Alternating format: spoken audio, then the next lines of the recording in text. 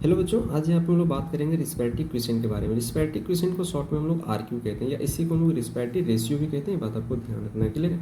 अब respective question को समझने के लिए हम लोग एक छोटा सा रिएक्शन लेते हैं, जैसे C6H12O6, इसे हम लोग ग्लूकोज कहते हैं। ठीक है, जब ग्लूकोज 6O2 के साथ में रिएक्शन करती है तो 6CO2 देती है प्लस 6H2O देती है प्लस एनर्जी देती है। अब इस एनर्जी को ना हम लोग यूज करते हैं अलग अलग काम को करने के लिए। बात आपको ध्यान रखना है, क्लियर है। अब आर क्यू वैल्यू जो होता है ना, उसको निकालने के लिए हमारे पास एक formula R Q equal to volume of CO2 evolve upon volume of O2 consume. अगर मैं इस ग्लूकोज का आर क्यू वैल्यू निकालना चाहते हैं तो ये जो ग्लूकोज है ये CO2 का 6 वॉल्यूम प्रोड्यूस करती है और 6 वॉल्यूम O2 का कंज्यूम करती है। बात आपको ध्यान रखना है, ठीक है। तो आर क्यू वैल्यू, ग्लूकोज का आर क्यू वैल्यू क्या हो जाएगा, देखो वॉल्यूम ऑफ CO2 इवॉल्व, तो कितना वॉल्यूम इवॉल्व कर रही है, 6 वॉल्यूम, तो यहाँ पे 6 हो जाएगा।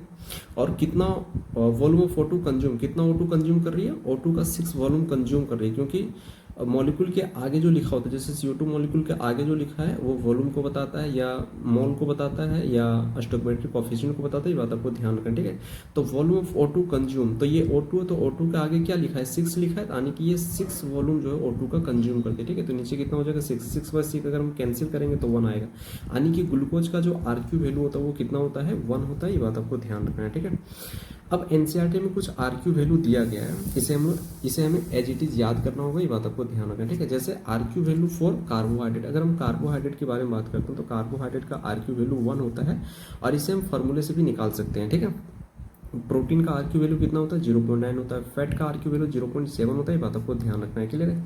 इसके अलावा R Q value depends upon the type of respiratory substrate, यानी कि जो आर क्यू वैल्यू है वो डिपेंड करती है रिस्पिरेटरी सबस्ट्रेट के ऊपर, क्योंकि अलग अलग रिस्पिरेटरी सबस्ट्रेट का जो आर क्यू वैल्यू होता है वो अलग अलग होता है। जैसे कार्बोहाइड्रेट, प्रोटीन, फैट, ये तीनों रिस्पिरेटरी सबस्ट्रेट है, जबकि इन तीनों का आर क्यू वैल्यू अलग अलग है। इसलिए आर क्यू वैल्यू जो होती है वो रिस्पिरेटरी सबस्ट्रेट पर डिपेंड करती है। बात आपको ध्यान रखना है, क्लियर है। इसके अलावा R Q value for anaerobic respiration के बारे में बात करता हूँ तो एनएरोबिक रिस्पिरेशन की जो आर क्यू वैल्यू होती है वो इन्फिनाइट होती है।